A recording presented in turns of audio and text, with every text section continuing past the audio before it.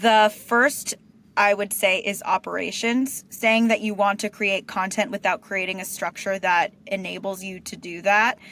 One of the very first things we did once we realized we wanted to do such a large push was identify the tools that I needed and the writers that I needed to work with in order to make that happen. We ended up onboarding a tool called LetterDrop. It's a very useful content creation. More than that, I'm sure they'd be mad at me if I just called it a content creation tool that helps me do my keyword research, manage my writers, develop my briefs, and then publish the content. It integrates with Webflow, which we use Yeah. directly from one source. It helped save a significant amount of my time and also meant that I had something in place that would help me assign, help me track what needs to go out when, and help me templatize my briefs, which leads me into the next issue is I think we end up doing more effort on the back end than on the front end. And that means that you'll get a piece of content that is nowhere near perfect, and you spend a significant amount of your time going back and forth with your writers.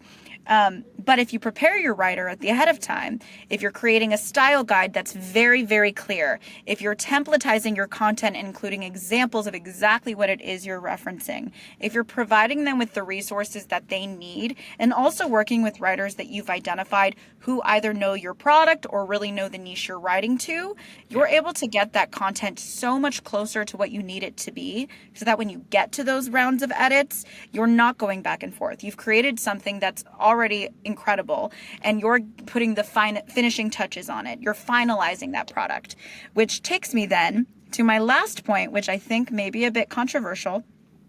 I think we need to get rid of the idea that a piece of content needs to be perfect before we publish it. We have so much opportunity to optimize the content that's out there. It's a huge part of what we do at Scribe. And in doing that, I've been able to create better content, more useful content. I've been able to repurpose and interlink. I understand my audience more because I'm constantly in the content I'm creating for them and seeing what isn't working. If I didn't do that, if I just published and waited to publish, one, we would never have been able to publish at the volume that we did and seen the success that we did. But in another way, I wouldn't have the chance to be living as organically in the content we publish as well, especially with these algorithm updates. It's a great opportunity for me to dig in and understand it because I'm constantly working on the content and thinking of it as a living entity.